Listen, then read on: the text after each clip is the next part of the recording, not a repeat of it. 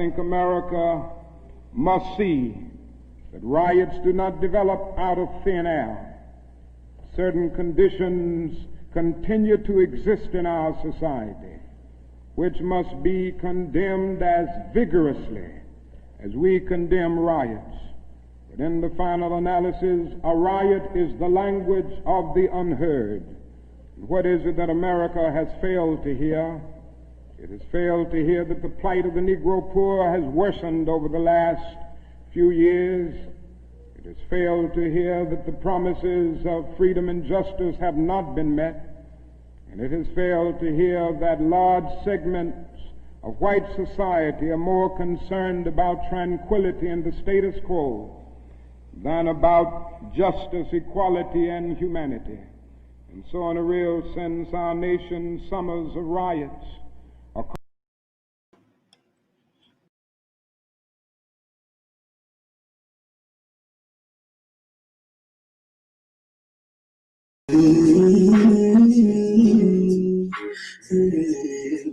Click like and share, click like and share.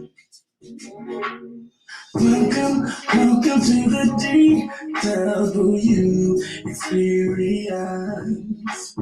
Welcome to the DW experience. Welcome to the DW experience.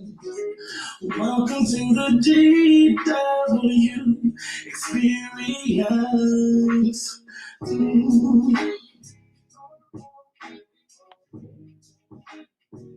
You ready for tonight? What's going on, everybody? Let me make sure everyone can hear me. If you can hear me out there listening, just give me a thumbs up, give me a like. Just let me know that you're hearing me. Welcome, everybody, to the DW Experience. It is episode 7, and I am excited. As always, I just want to say thank you to everybody for your support, everybody who's been tuning in. Shout out to Pastor Jay. Thank you very much for this platform and this opportunity. Happy MLK Day. Happy Martin Luther King Day. Y'all all right out there? Just want to make sure you're doing all right. As you know, tonight we have our guest, Blaq Thompson.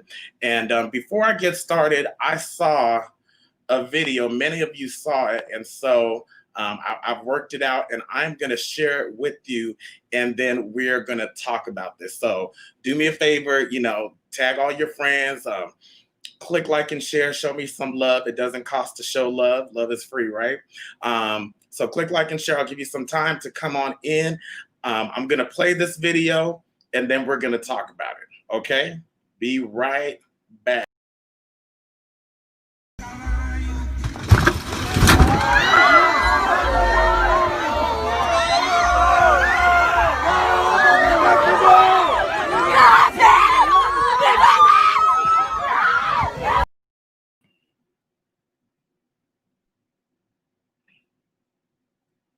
I'm going to play her one more time.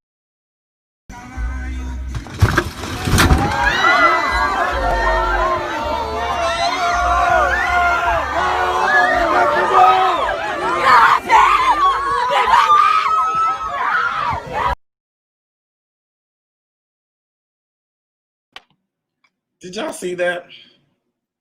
Did y'all see that? I was talking to my friends because I saw this. Now, I just want to know from you, what would you do if you're at your loved one's funeral, then out of nowhere, the whole box falls into the ground? I have some people say, we're getting our money back right there. I talked to my best friend. She said, all the family's fighting and we're getting our money back. So I want, share in the comments. Could you imagine that happened to you at your loved one's funeral? What would you do? What would you do? Listen, okay, one more time. I'm going to leave it alone because I can't believe this happened. Look at this.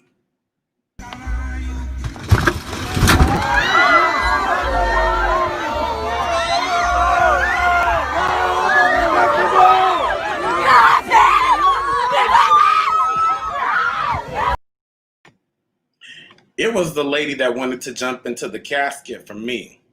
She wanted to jump straight in there. That is crazy. You can find that on TikTok, and if you go to my page, you can see that in my stories. So as we're waiting on our guests, how's everybody doing out there?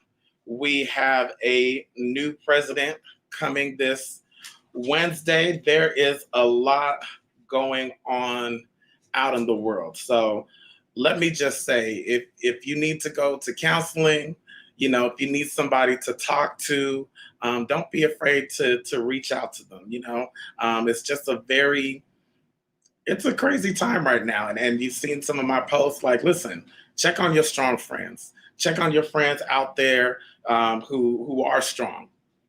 Check on your people out there who, they seem like everything's okay, but, just check on them and make sure that they are okay. You know what I'm saying? So tonight, ladies and gentlemen, I have a special guest, my friend. Let me preface it this way. A long time ago, there was a handsome young man named Daryl. And I ended up in an R&B group called Ecstasy. That's right. Your boy was singing R&B. And the lead singer of the group was my guest tonight. So ladies and gentlemen, without further ado, I highly suggest you share, tag your singer friends, those who aspire to be in the industry, your kids that want to sing, tag everybody. This is going to be a good interview tonight. So without further ado, ladies and gentlemen, welcome Blaq Thompson. What up, man? How you doing? I'm doing well, sir. I'm doing well. How are you? Man, I'm blessed, man. Even throughout this pandemic, man, just taking care of this family and just trying to stay safe, man. I totally understand. And I mean, let's just, how are you holding up during this pandemic? You're an artist and musician, and I know, how are you holding up? Man, to be honest with you, God is really blessing, man. Things just working out the way that they are. I had no complaints. Like I said, my family is good, the kids, everybody is good. So I'm just, I'm maintaining. Beautiful. Well, let's just get into it, because I feel like you are some of our favorite singers' favorite singer. And you have worked with a lot of artists that we hear your voice. If you're from the LA area, you can hear him on KJLH, Uncle Chuck, a lot of independent artists, a lot of recording artists. So let's just start from the beginning. You are from Compton, right? Yeah, Compton, California, man. Born and raised. CPT.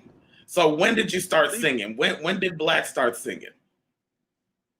Well, my family had already, when I was born, man, and I grew up, man, my mother and my uncles had, my mother and her sisters had a group, and then my uncles and them had a group. So just growing up, man, it was like you was around singing every day, all day, man.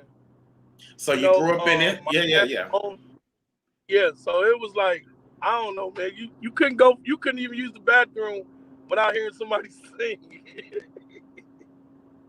And let me just preface this by saying that Blaq is also a comedian. So you started singing. You started singing with the gospel with your uncles, the Starlights, which they've traveled all around the country. Break with my uncles. I got my first break with my uncle's group. Around I was about 13 years old, man. And then you started singing with them. Now, also, because I did my research, you also sung on Apollo. You said I also sung. I didn't hear you. What'd you say? You also sung on Apollo, where you were on the Apollo show. You know what? I was in high school. Same time I had got into the group with my uncles. I had some high school friends, and they brother, right, man? I wish. And so one night they showed up to my mother and my father's house, and they asked, "Could I go?" And my father said, "As long as he do his work, man." And we drove from Paris, California, all the way to New York and sung on the Apollo. New York.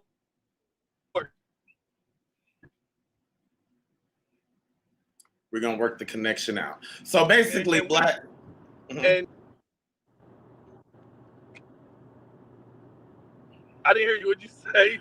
No, we had a little disconnection there. We're gonna work it out. But go ahead. So you drove from California all the way to New York and performed live at the Apollo. Performed live at the Apollo and won.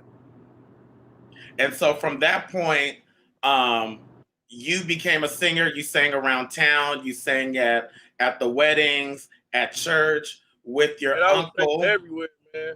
Yeah. Yeah. So fast forward. So my uncle. Okay, fast forward. So just to fast forward, and just to be really clear, we just have a little bit of a delay. So I'm just gonna make sure we work that out so I'm not overlapping. But you sung with your uncles, and then fast forward, you are a young man, and you are in this group. And this is how we met. You know, a long time ago, there was a young man with the dream of being a singer, and I ended up getting discovered at college, and I met Blaq at the studio, and we formed this group. So how did the group even come about? And you being the lead singer, how did that even come about? Okay, say the last thing you said because I lost connection, man. This service is crazy. I'm so sorry. It's okay. Please. It's okay. Viewing this, please. The people forgive you. We're going to get through this, and we got some good questions. But how did it come about? You end up being discovered by a gentleman, Big West, and you get put into this group, and you are the lead singer. How did that come about? What happened was, me and a friend of mine, KK, was we were demoing songs. It was this husband and wife producer, as you know him, Jay and Sweet. And they were shout out to Jay and Sweet. Shout out, yeah. They were paying us to demo songs. So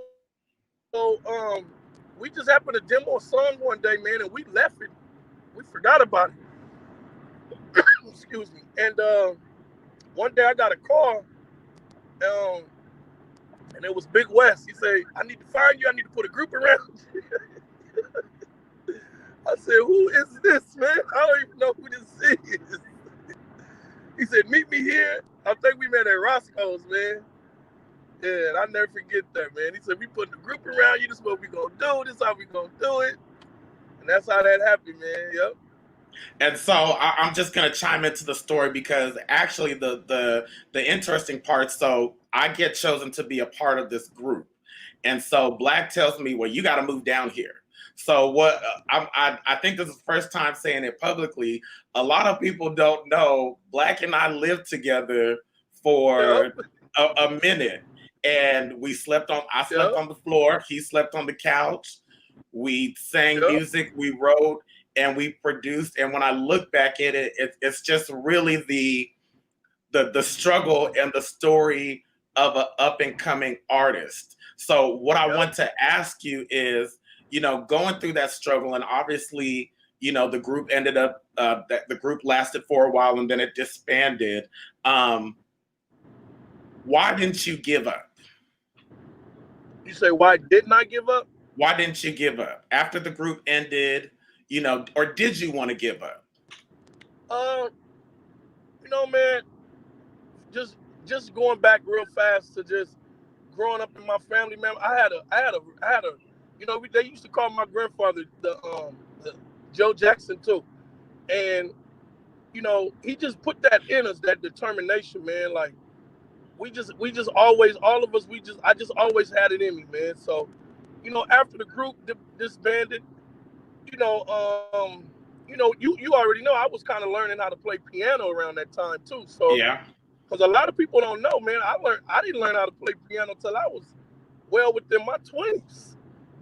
Yeah, I didn't get a chance to learn like a lot of people did, you know, because I was always on stage singing, so I never really had a chance to. But I think learning piano kind of kept me going because once I learned how to kind of, you know, play some chords, then it took me into production, you know, and then once I started learning how to produce, then I was able to kind of produce, you know, for myself and then as well as for others. So you know, man, it's been a journey, but it's just something that I've enjoyed and I love doing every day, even Yeah. till now. And You I know, think the really cool part that people need to hear is that you are self-taught. You're a self-taught piano player that now you yeah. are accomplished enough. I got on y'all nerves a lot of times in the studio sessions.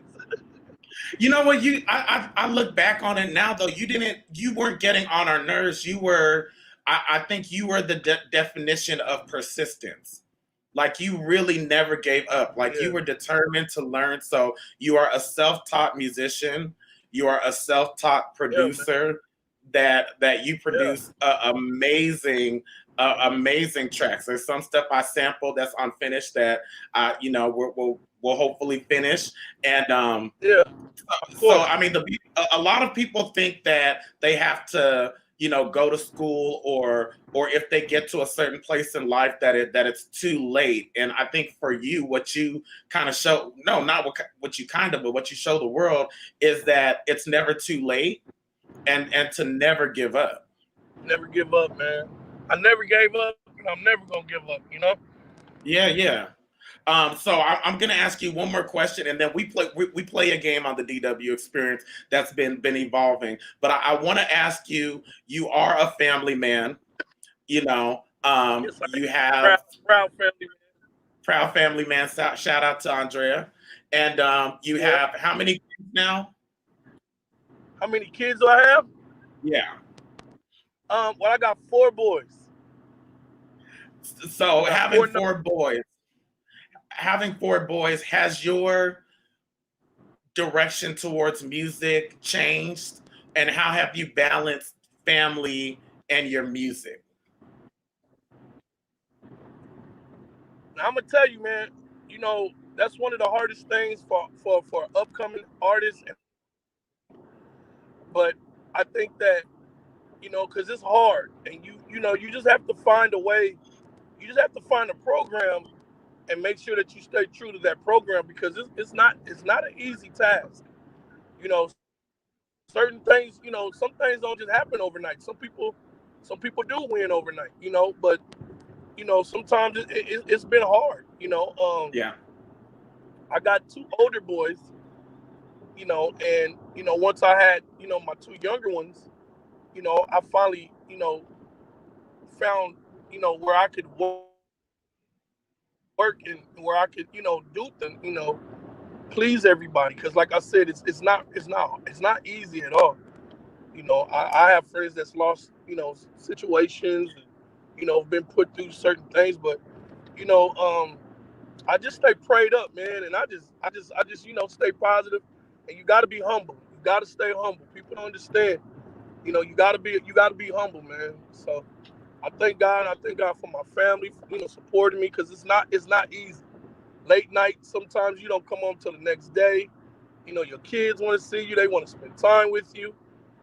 So I just make sure that even in my studio sessions that I try to stay accessible for them. If they need me, anything. So let me ask you, as you learn to balance your family, was there ever a time where you feel like your son suffered because of Oh, of you course. being in the music industry? Yes, yes, yes, yes, yes. I do. I feel like my boys suffered. I do. All four of my boys. I feel like that time. Because it's like I said again, you have to learn how to balance it out because music is not an easy task. It's one thing to work on your music, and then it's another thing to work on somebody else's project. And somebody Yeah. else's project might take you 2 or 3 months to get done, and they might be paying you good money, and you have to be there, and you're gonna have to make certain sacrifices. So, yeah, it's a lot of times that I feel like I wish that I could, get back and do over, but like I said, I just stay prayed up and humble about it, and just do the best that I can to to to build a future for my kids. Yeah, yeah. What would you say to the fathers out there that are up and coming in the industry, that are starting out, and they're struggling to balance their love for music and being in the industry and their relationships with their children? Honestly, Um, if you have kids, like if you have kids at a certain age, just make them a part of what you're doing. You know, um, like I tell my kids, you don't have to be a singer like me. You don't have to be a musician or a producer like me. I just want you to Hmm. learn it. Just learn it so you'll have it. So if you ever want to do it, you're more than welcome to do it. You could go be whatever you want. But to Right. the fathers, like I just say, I put all my energy into my kids now. So, I've been blessed with all four of my boys to sing. You know, um, my youngest one, once I saw that he started like singing, I just started making him a part of it. So what I did was, they put out a Christmas song. My two youngest boys did. They put out a Okay. song for Christmas called "I Can't Wait to Meet Santa Claus." So then they're gonna put out. I got another song that I'm gonna put out on them of them singing for Valentine's Day. So just make your family a part of what you do. That's all I say. Don't make them feel like where I got to go that you can bring your wife or your girlfriend or your kids to sometimes. Do it. Make them feel a part of what you're doing so that way they don't feel like you know well you're just leaving and that's just what it is. But you got to learn. You got to be able to balance it out. You got to be able to balance it out. Yeah. I think that's for we're gonna get into the game, but that's just something for like everybody. I was talking to a friend Yeah, earlier, and I anybody, man. That's learned. anybody, man. Yeah. Yeah, you got to find balance because a lot of times I see a lot of artists that they identify as a singer, and we are so much more than a singer. We are so much more Yeah. than just a song or just a producer. You're a father, you're a husband, you're a brother, and so finding that balance so you can be a true creative and not just oh, I've made it as a singer, and you're just defined as that. Because if you just stay in that definition of who you are, at some point you're going to break. Exactly. All right, Blaq, we're going to get into this game. This Okay. game is called Truth or Sing. This is a game that I've been developing since the beginning of the show. And so this is episode 7. So I just want to say that I'm still new. And so the fact that people are tuning in, rocking with me, this is a good thing. So it's So changed a little bit. So this is called Truth or Sing. So what's going to happen is I'm going to ask you a question. You can okay. either choose to answer the question. If you choose not to answer the question, then I'm going to give you a word. And much like shout out to Terrell, one of my inspirations, you have to sing a song with the word in the title or in the song. Oh my God. Okay? I'm not good at stuff like that. No, it's okay. It's all right. I had, I had Tony Scruggs on last week. She did amazing. I had another artist on the week before. She's gonna come back and redeem herself. So let me just say, you can come back and redeem yourself if you don't do well the first time. It's Okay. okay. We're not gonna judge you. Okay. All right. Okay. First question. Who is the worst artist that you have worked with and why?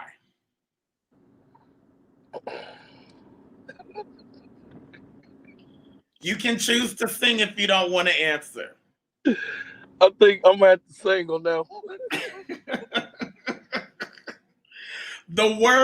I'm going to give you, the word is love. 10 Okay. seconds starting now. Love. There's so many things I got to tell you, Yeah. but I'm afraid to know. But it's a possibility that you'll look at me differently, love. Ever since the first moment I spoke your name, all as I know that by your being in my life, things were destined to change. 'Cause love. Has your definition of love changed over the years? Yes, How? my definition of love have Because I just used to love myself, Mm. and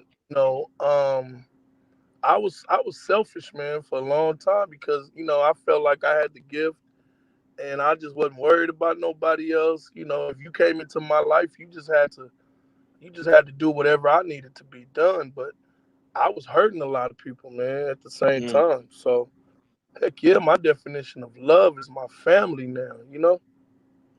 Let me just say I love that answer because that's something I've learned too along the way. Like Yeah, I man. was so into me that I didn't realize I was hurting. And on some level, even though I was extremely shy, Black knows that I was extremely shy. Um, Yeah, but song, you boy, couldn't it tell just me nothing. You nah. couldn't tell me nothing on some level. I just thought I was, I didn't realize you had to work to get in the industry. I just thought everything was owed to me looking back on it. I just thought I should just, because the way the situation, even being in the group, it just like it literally just all landed in my lap. And that's a whole another seminar. God just opened up doors just because, and I look back at it and go like, yeah, I see a lot of people who work really hard and don't get the opportunity so fast the way we got it. So that's a good Real answer. thank you. Okay. Is there a song that's out right now that everybody loves that has traction, but you absolutely hate? Is there a song out right now that has traction? So that's like a big It, song. it's a big song, but every time you hear it, you hate it. You just like, I don't know why people like this song. Now you can answer or you can choose to sing. It is a song, man. Well, it's not. You mean like literally right now, or just that was out? That was out. That's fine too. Yeah, yeah, yeah. Much as I love this artist and I respect his music and so dearly wish that I could work with him, but Drake, that ding Kiki, do you love me, man? That song, man. When I would hear that, I almost broke my radio in the car when I heard my kids singing that song, man. Yeah, yeah. I have a couple of well, yeah, we'll leave that alone. I totally get it. Okay, good answer. Okay. If you could pick one person's song to redo, whose song would it be and why? Uh, that's a good one, man, because there's so many songs out there, man. Um, Tevin Campbell, can we talk? Ooh. Tevin Okay. Campbell, talk, man. We don't own the rights to this song. Can you give us can you just give us a line of how you would approach it? uh, I mean, I wouldn't. I think drum wise, I mean, because I'm a producer, so it would be more of a. But I don't know, man. That's just one of my favorite songs of all time. So But that's can saying a we lot that talk yeah, yeah, go ahead. Go ahead. Go, go, go. for a minute, girl? I want to know your name. Can we talk? Yeah, for a minute. Girl, I want to know your name. I mean, man, it's just so, I don't know, man. I probably would do it with no drums or nothing, just piano and guitar. I think you need to think about doing a YouTube show. Just kind of do that. Speaking of which, I love the fact that during the pandemic, you've done a lot of virtual shows. Like Oh, yeah. you really took it from the stage to the virtual. And I was just looking at one of your shows that you did with the famous James Wright Chanel, the Patty Shout out Pie. to James, man. Good Shout out friend. to James. Yeah. How did that really? Did you know him before he was Patty the Patty Pie I guy? met, you know what, man? I met James before he really took off. And, that is one dude, and I'm not, this is no cap. That's one dude that's never changed, man. Real talk. James called me every day. We talk every day, literally. He called me fussing at me and my kids every day.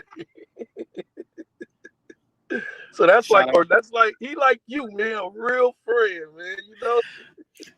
I mean, and I think that's the beautiful thing is that, and shout out to James again. It's like there's friendships that, you know, you don't have to like be public. You don't have to post on Facebook every day, but it's like that genuine friendship that, you know, from the beginning, you know, to the end, you know, they're going to be friends. So I want to know, because it seems like you've grown up around artists, you've grown up around musicians, you've grown up around people like James and a lot of well-known musicians. What is it like for everybody to kind of start at the bottom and you see everybody at the top? Like, did you think it was going to be like this? Or what is it like to see everybody, you know, you see James doing his thing, and you're an amazing independent artist, and a lot of musicians like Dion and the Nubo family. Like, you know, what is that like for you to just see everybody like thriving? Or do you look at it like that?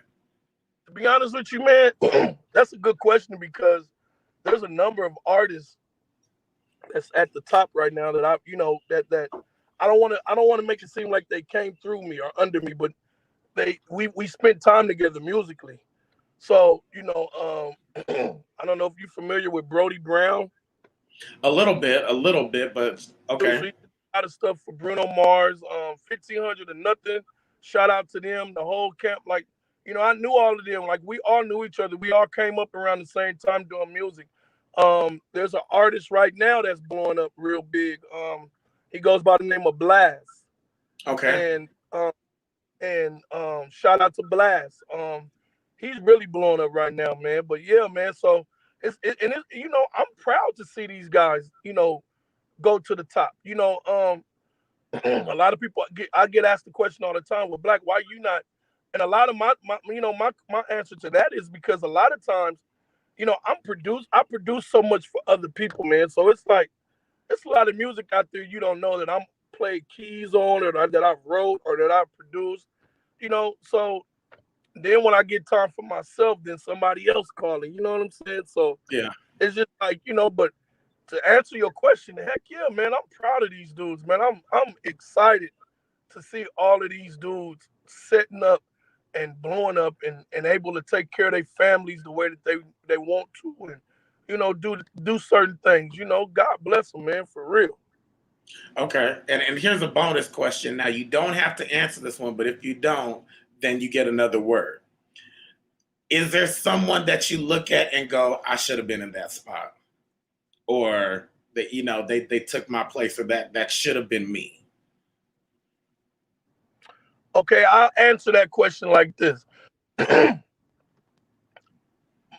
see a lot of guys, you know, my age that's came up, and, you know, there were dark times that I had in my life with, you know, doing my music, and, you know, I had certain issues. So I'll say that I should have worked a little harder, or just as hard as them guys. I don't Mm-hmm. want to say that I wish like it should be me, but I'll say that I should be right there with them, Mm-hmm. Mm-hmm. if that makes sense. You know what I'm saying? Yeah, that makes. I mean, I tell people, like, starting the show, like, one day there'll be a whole book, because there's a lot of people that I've met through you, or once entering in the music industry, that I will say at the time, I can be honest, because I don't have anything, and don't nobody owe me anything, but they definitely stepped over me or pushed me to the side for a lot of different reasons. You know, Yeah. I can agree with you about going through dark times. So let's just park right there, because you said you went through some dark times. Can you talk about that period? You don't even have to but what did you do to get through those dark times, and what was that experience like? Because a lot of artists go through dark times and they give up. Well, mine never was really giving up. It was just, you know, I'm not, you know, not like I said, I was kind of full of myself, man. So I was a young dude. I was, you know, I felt like I was handsome. I could sing my butt off. I could write. I could do whatever you needed me to do. So, you know, a lot of times the ladies got in my way, you know, and, you know, my focus, not just with the ladies, but just period, you know, like one of the problems that I think I had coming up in the music was I was always willing to help everybody else. Mm-hmm. you know, I look at a lot of people right now in the industry, and they wouldn't even know this person or that person if it wasn't for me. Right. Right. So, I could be honest to say, and I'm not bragging, but I'll even go on record saying this, that it's a lot of people that know each other because of me. Mm-hmm. Even from musicians to singers to producers. I'm even, you know, probably just becoming friends or whatever. So, you know, my problem was, you know, I was always caught up helping somebody else, you know, making sure that their stuff was right, but I wasn't making sure that my stuff was right how it was supposed to be. You know what I'm saying? I do. I mean, that's just a lesson. Like, Yeah. you got to take care of yourself You first. got to take And, care of yourself, man. And I've learned that. yeah, because this industry, if you don't take care of yourself, people aren't going to take care of you. It's sad that you know. Can't expect them to, man. No, there's some people who are very nice. Like I have to say, we've been friends for 20 years. Yeah. We 20 years, and I have to go on record and saying you are someone who hasn't changed. Well, you changed for the good. Let me say that. Yeah. Yeah. But you are someone who has genuine relationships with people throughout the industry that you don't abuse. So, that you're one of the good ones, definitely. Okay. Is there a time? When was your last no? No, as a matter, no. Let me skip that one. I got a better one right here. I got all my notes. Have you lied to get out of a gig or a situation? Yes. Let's talk about it. It's the past. It's covered under a vault. God has thrown it into the sea of forgetfulness. But what was that time? When did you lie to get out of a gig? When is the question? What was the lie? What was the lie? Or what was one of the lies? And we won't say which. We'll just tell the story. Well, I was supposed to, man, look, man, and I asked God to forgive me because I had to stop drinking, man. Man, I had got towed up the night before, man, and my voice was gone, and I couldn't do nothing. And these people had paid me already, man. Jesus Christ, I hope they don't see this. Welcome to the DW experience. And I told the biggest lie ever. And then, man, I had to get on my knees and ask. I told him that I had an asthma attack, man.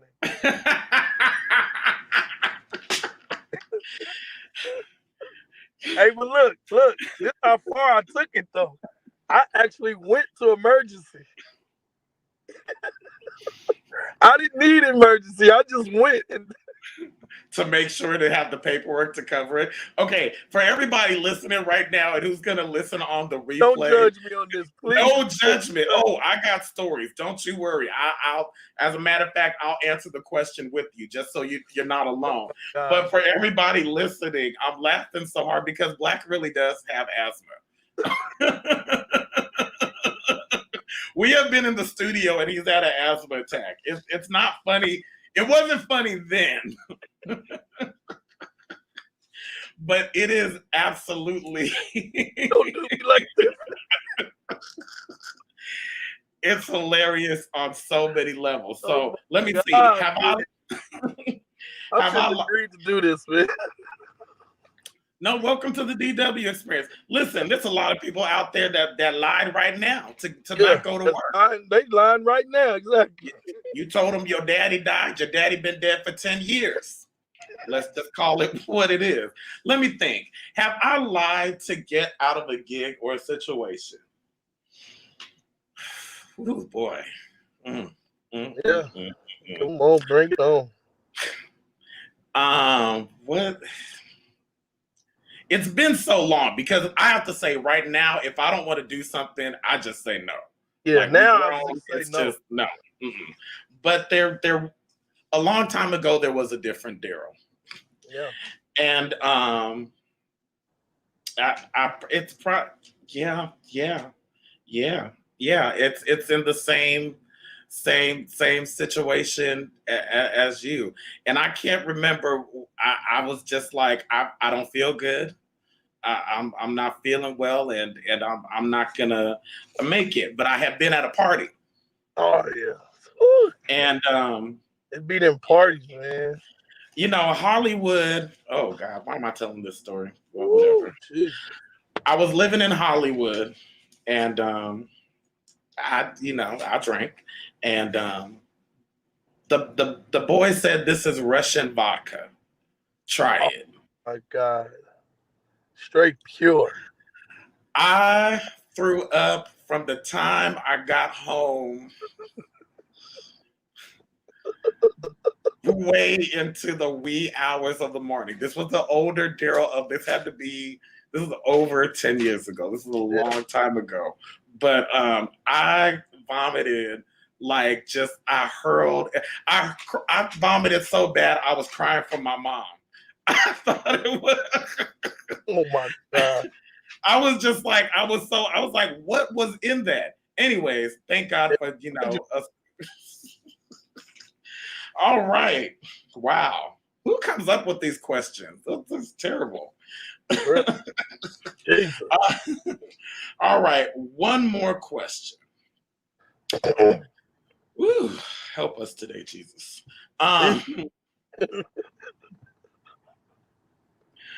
Who is your least favorite artist? Like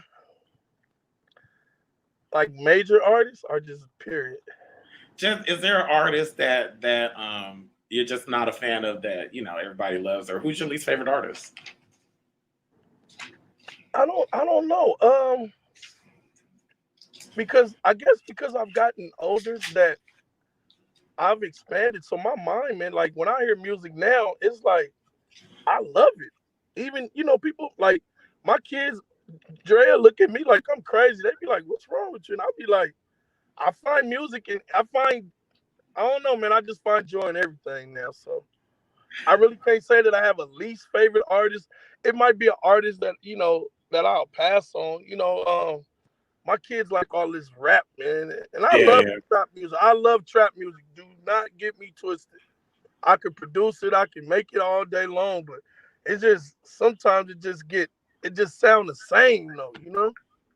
I totally get it. I'll answer the question with you so you don't feel alone. Okay. And I said it already publicly. I never got into Fred Hammond. Never. I don't know. I mean, and it's crazy because like people will tag me in the concerts, like they when he's in concert, be pre-COVID, they'd be excited to go, and I just never. I can't tell you what it is. I don't know. It just wasn't my. Fred Hammond changed my life. I know that's what everybody's like. Fred Hammond, Daryl, like you couldn't choose like. I like some of his songs, but I just want to apologize to all the Fred Hammond fans. I want to apologize to Fred Hammond also. Please don't, come after me. He won't. I respect you as a musician and as an artist, but that was just one. I had to tell everybody because everybody kept being hyped, and kept assuming that I was hyped with it. And finally, it was during the pandemic. I was just kind of like, you don't need to tag me in anything else. It's okay. Well, politely rude. Moving forward. Let's go on now. No, I'm just playing. I love that song. I love all of it. Yeah. Maybe it's the Canadian in me because I like some weird stuff also. Yeah. Who's in your playlist right now? Who you rocking with right now? I would say PJ Morton. My boy Blast. I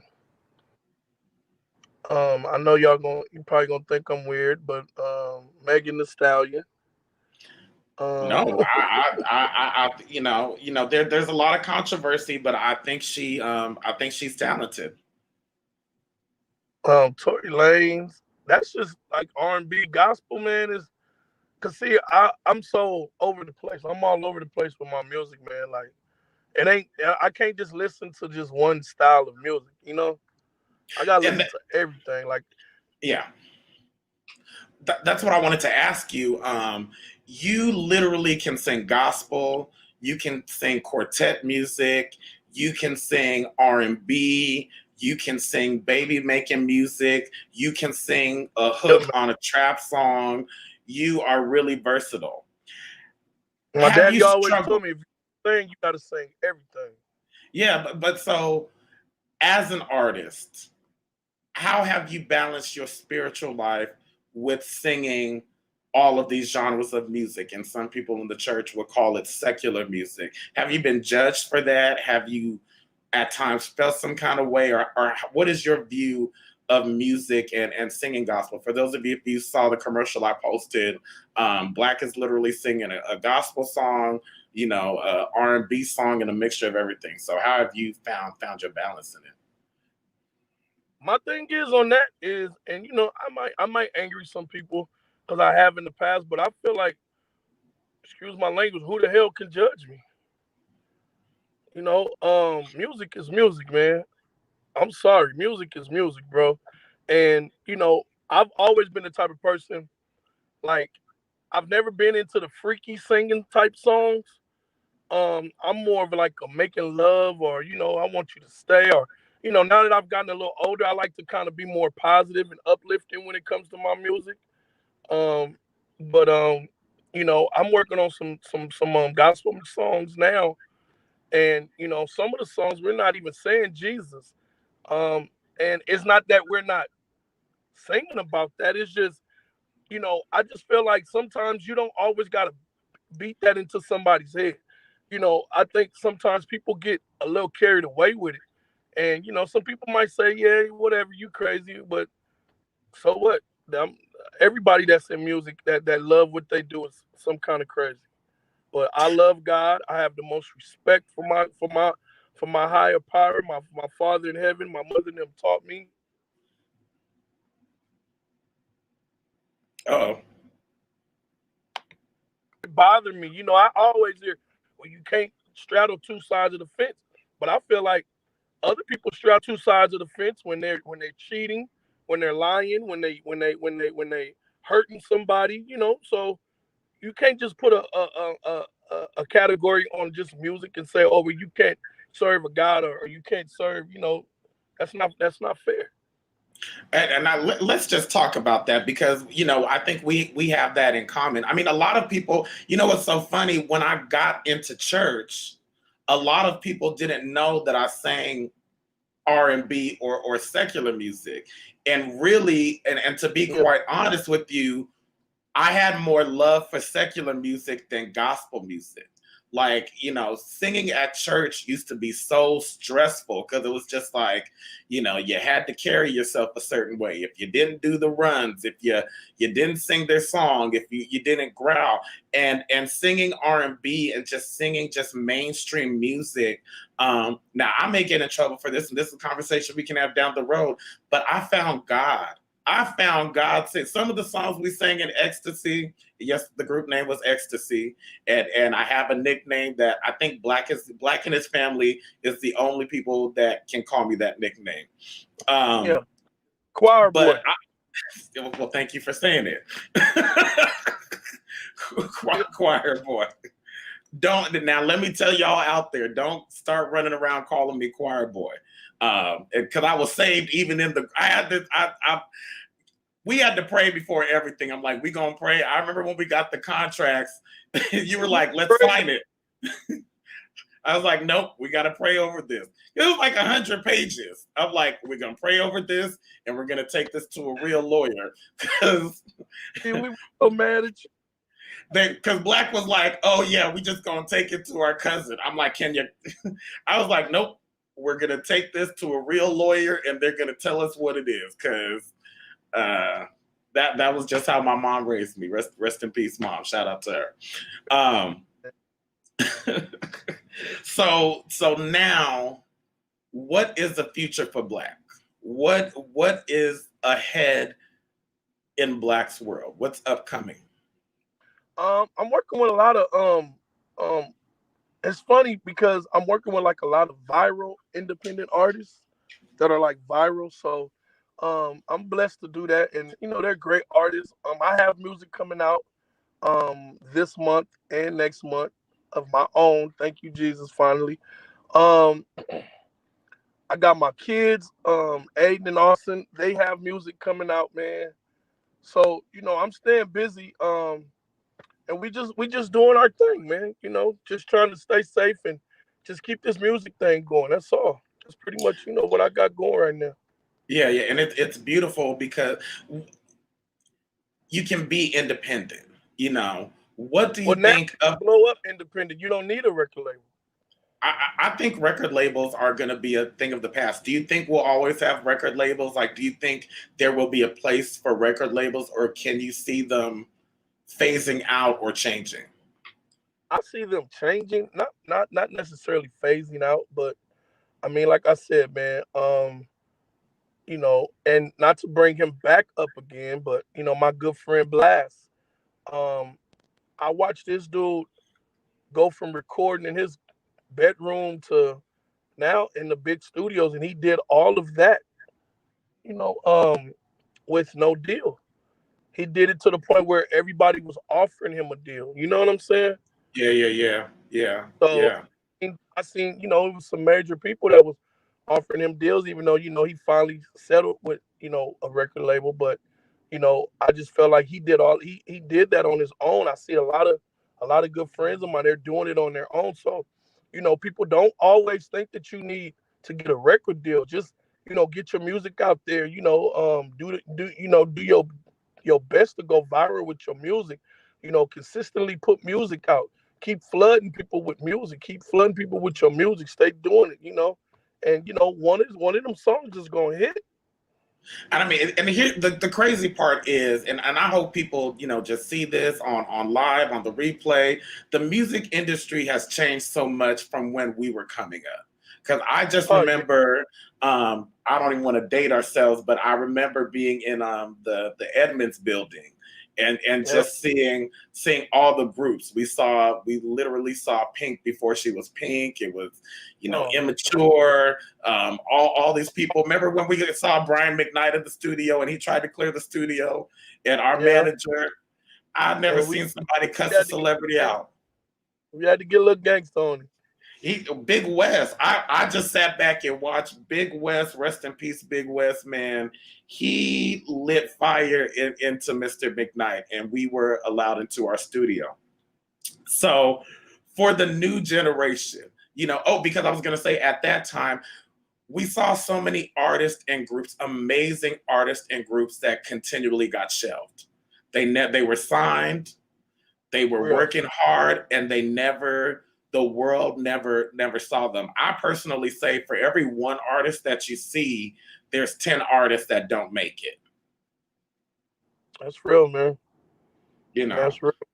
That's So real. in this day and age, and we're coming to the end. We'll do a couple more songs, but what would you say to the up and coming generation, and even the more seasoned singers that are still out there grinding? What do you say to them in this day and age of music and entertainment? What's your advice? Don't effing give up ever. Don't give up. I don't care. Don't give up. Don't stop. The only way people gonna know you is, and the only way people will know you and respect you and hear you is by you keep going. Yeah. Keep going, man. Don't stop. Don't stop for nobody. I don't care if you know what the situation is. Don't give up. I'm not giving up for nobody, Daryl. I don't care, man. I don't gotta be the millionaire. I don't gotta go sit on top like some of my homies are, some of the guys that's come from up under me or past me. So what? I'm not giving up, man. I got a gift and I love it. And I've even been able to give it to my kids. So hey, if it ain't gonna fall on me, it's gonna fall on my babies. So And I don't mean, give up, man. Don't you are literally, if let me tell you, you all, first of all, shout out to Blast. I'm gonna look him up and I'm gonna make sure to pin him in the comments because he's somebody to look out for. So I'm glad you introduced him to the DW experience.